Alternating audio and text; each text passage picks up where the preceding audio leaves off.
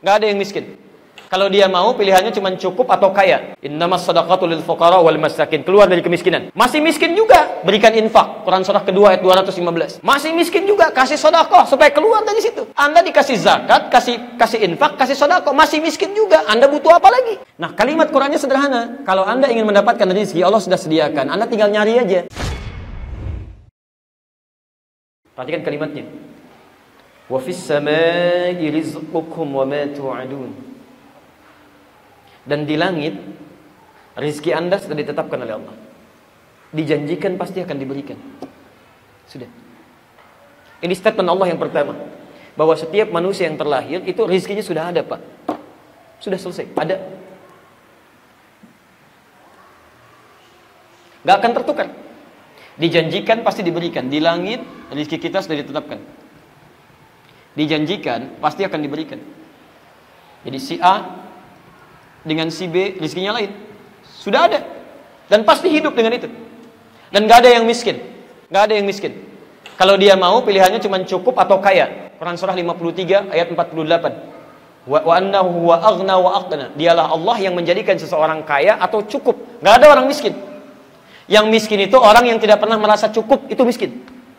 Allah menjadikan rezeki kita cukup. Cuman karena gak pernah merasa cukup, miskin dia. Tapi saking sayangnya Allah, supaya keluar dari perasaan miskin itu, berikan zakat. Quran surah 9 ayat ke-60. Innamas shadaqatu lil fuqara wal masakin. Keluar dari kemiskinan. Masih miskin juga, berikan infak. Quran surah kedua ayat 215. Masih miskin juga, kasih sedekah supaya keluar dari situ.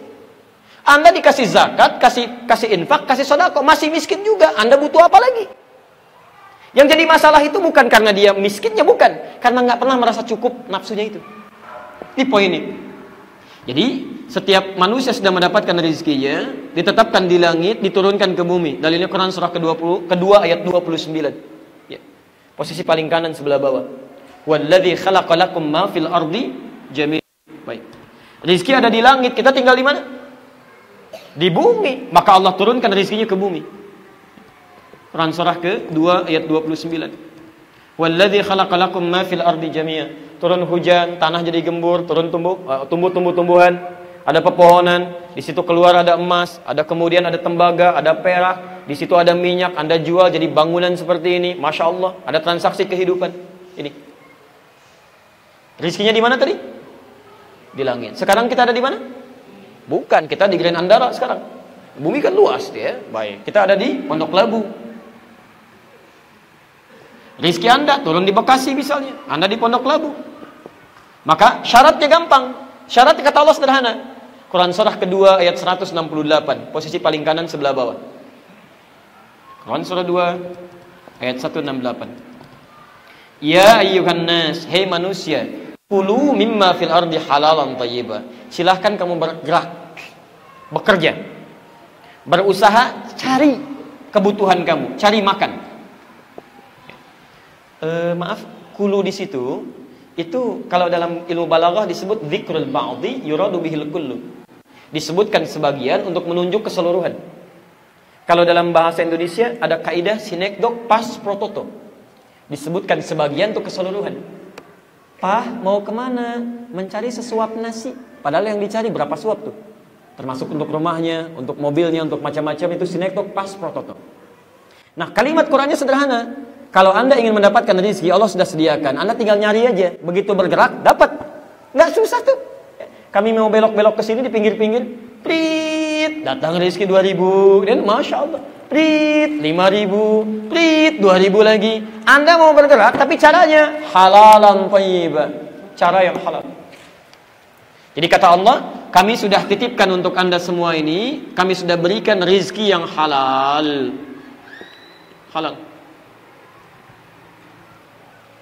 Tapi ingat rumusnya. Setiap ada yang baik di takwa, selalu ada lawannya di fujur. Ketika ada halal, pasti ada lawannya. Apa lawannya? Haram. Haram diciptakan sebagai ujian bagi Anda untuk selalu berpikir pada yang halal. Bukan untuk mendapatinya. Bukan untuk mengejarnya. Tapi ini yang jadi masalah. Puncaknya adalah nafsu kadang-kadang mengarahkan manusia untuk keluar dari fitrah. Maksiat mulai dilakukan. Anda kalau bisa mendapatkan yang halal, ngapain cari yang haram? Rizki Anda sudah ada, diatur segitu juga. Anda nyari keras-keras mendapatkan yang haram, dapatnya segitu juga, nggak akan keluar dari porsi Anda. Anda bekerja, dapat rezeki sampai meninggal misalnya, 1 miliar. Anda cari dengan cara yang haram pun dapatnya segitu juga. Jadi kalau bisa mencari dengan yang halal, ngapain cari yang haram? Kelihatannya seperti banyak. Masya Allah, tawaran korupsi, 60 miliar misalnya. Masya Allah, Anda kerja dengan yang halal pun dapatnya segitu juga. Karena nggak mungkin seseorang diwafatkan oleh Allah, kecuali rezekinya terpenuhi. Selesai. Misal, rezekinya 70 miliar. Dia mencari dengan yang halal. Memang cicilannya nggak langsung. 1 miliar. Kadang-kadang 500 juta. Kadang cuma dapat 5 juta. Karena saking sayangnya Allah, jangan banyak-banyak dulu ya. Nanti kamu kebanyakan mikir. Beli ini, beli itu, tanggungan banyak. Tadinya belum, sekarang punya mobil, bikin garasi. Masya Allah. Waktu dipakai sholat duha, sekarang pindah jadi nongtongin garasi. Malam-malam mau tidur, biasa zikirin, mikirin mobil sudah masuk atau belum. Alarm bunyi dipikirin, padahal yang bunyi mobil orang lain, gitu kan? Jadi kadang-kadang dijaga oleh Allah supaya nggak banyak capek kita. Saldo dihitung lagi, hitung lagi. Yang enak kan dipegang oleh Allah. Begitu butuh Allah kasih. Enak tuh. Nggak banyak mikir. Mau kendaraan, Masya Allah. Begitu mau berangkat, mobil datang. Rizki kita juga, cuman lewat orang lain. Kan sama aja. Sama aja bagian kita juga, cuman Allah yang pegang. Ini sifat manusia, ini nafsunya nih yang nggak kita kenali. Selalu ingin megang. Sehingga ketika dipegang, capek kitanya. Punya uang 5 miliar nih, saya tanya ya. Pilih mana? Punya uang 5 miliar, yang pertama langsung kelihatan mata dipegang, atau yang kedua kita nggak pegang, tapi setiap butuh diberikan. Pasti pengen megang tuh. Tapi begitu diberikan, Anda capek. 5 miliar simpan di mana ya? Brankas, tadinya nggak punya brankas, beli brankas. Begitu mau tidur, coba deh cek, masih ada nggak di brankas? Cek lagi ke situ. Begitu dilihat kayaknya kurang, dihitung. 3 hari 3 malam, Pak ngitungin itu, tahajud nggak dikerjain, baca Quran lupa, gitu kan? Ini poinnya. Jadi yang jadi masalah, kalau Anda bisa mendapatkan yang halal, ngapain cari yang haram? Dapatnya segitu juga.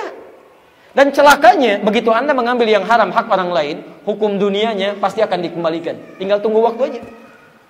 Awal-awalnya enak, dapet, terasa enak karena nafsu. Tapi nanti 3 tahun, 4 tahun, 10 tahun, tiba-tiba datang KPK, datang polisi. Sudah saking sayangnya Allah TPPU, ya, tindak pidana pencucian uang. Saking sayangnya Allah yang haram semua harus keluar. Ngambilnya memang cuma 5 miliar, tapi ketika diambil dirampas langsung 10 miliar. Karena yang 5 miliar itu digunakan untuk beli ini, beli itu, bercabang dia dirampas keseluruhannya supaya yang haram keluar.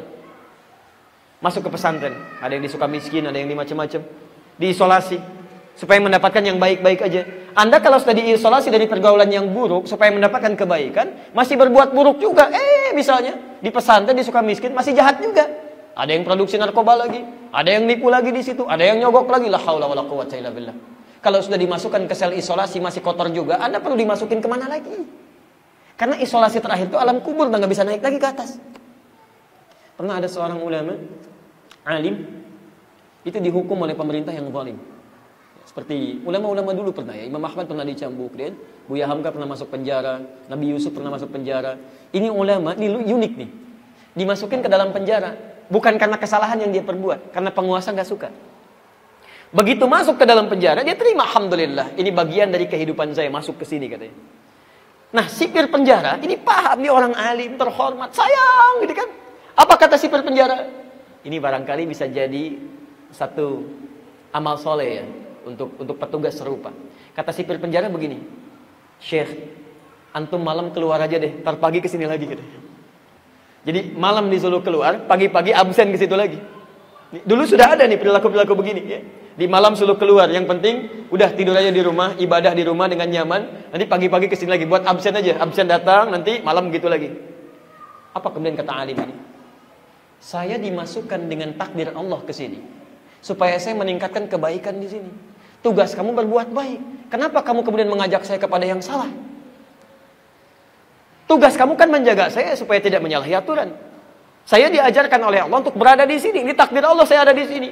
Mungkin dengan saya berada di sini yang baik-baik akan muncul, yang jelek hilang. Ketika saya sudah datang membawa yang baik, kenapa kamu membawa yang jelek? Nyuruh saya keluar. Tugas kamu menjaga saya supaya tidak keluar. Tapi kemudian kenapa kamu mengajak saya untuk menyalahi aturan yang telah ada? Masya Allah. Dengan nasihat seperti itu tiba-tiba dia berubah.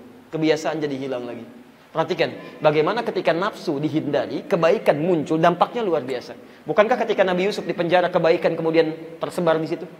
Ya, penjahat jadi pada tobat, jadi lebih baik lagi, sipirnya jadi bagus semuanya, keluar dari situ soleh semua. Kadang-kadang ada hikmah Allah menjadikan orang baik masuk dalam lingkungan yang kotor supaya memberikan aura-aura kebaikan. Sebaliknya, ada keadaan orang kotor mesti keluar dari lingkungan yang buruk supaya meninggalkan kebiasaan buruk yang ada di situ. Tapi kalau Anda ikuti nafsu, maka bahayanya akan muncul di situ. Awal-awal enak, nyaman, yang haram masuk semua. Akhir-akhir muncul penyakit banyak es. Mulai sakit es pertama.